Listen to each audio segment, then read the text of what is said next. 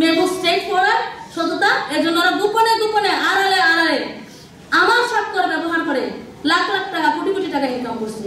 তার প্রমাণ আপনারা পাবেন সেনাবাহিনীর কাছে। সেনাবাহিনী একদিন আমাকে ইঙ্গিত দিছে, সেই জায়গায় ওরা কি করছে আমার সাইনকে তো মাদি বলতেছে আপু ইয়া তো প্রেস ব্রিফিং করা লাগবে, কি জানি একটা আপনার স্বাক্ষর লাগবে, খাতায় একটা স্বাক্ষর দিয়ে দেন। আমি বলে খাতায় কেন স্বাক্ষর দিব, যেটা প্রিন্ট হবে আমি ওইটাতে স্বাক্ষর দিব। পরে আপু এখন তো সম্ভব না, ইমার্জেন্সি। পরে আমি তাকে বিশ্বাস করে আমি স্বাক্ষর দিলাম। ওই যে মাহাদি হাসান আমার স্বাক্ষরটা নিছিল, সে এই স্বাক্ষরটা বিভিন্ন জায়গায় ব্যবহার করে বিভিন্ন চাঁদাবাজি করে আজকে তারা কোটি টাকার মালিক। যে মাহাদি একটা টাচফোন ভালো টাচফোন চালাইতে পারতো না, সে এখন আইফোনের মালিক। যে সামে সাকির নাফি তেমন সে এখন একটা গাড়ির মালিক। কিভাবে হয় তারা? ফুকর মোল্লা অলিপুরে সে একটা ইয়া চালানো কোম্পানি চাকরি করতো একটা কর্মী হিসেবে, সে আজকে একটা মোটরসাইকেলের মালিক।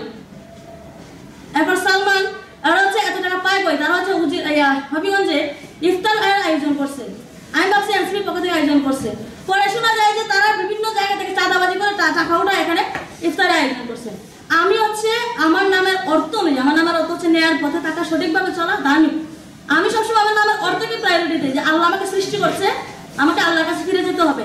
যদি আমি কোনো বান্দার একটা দেখাই আমার একটা হিসাব দিতে হবে। এই জায়গায় তাদের সাথে আমার বাগদ্বন্দ্ব চলতেই থাকে একটার পর একটা। কিন্তু আমি মেয়ে একা, তো তারা 10 জন মেয়ে একা, আমি পারি না। পরবর্তীতে আমি যখন ঢাকায় আমার চাকরি বাজাতে আন্দোলনে যাই, তারা আমাকে বলে আপনার ঢাকা থেকে চলে আসেন, আপনাকে ডিসি অফিসের চাকরি একদম কনফার্ম। আপনার আমার হচ্ছে ভিডিও স্ক্রিনও আছে, আমি সমাজ বাড়ি থেকে পাঠাইছি এর আগে। আমি বলছি যে আমি আন্দোলন করছি জুলাই বিপ্লবকে বিক্রি করে চাকরি নেওয়ার জন্য নয়। যে শহীদ ভাইদের উপর দাঁড়িয়ে আমি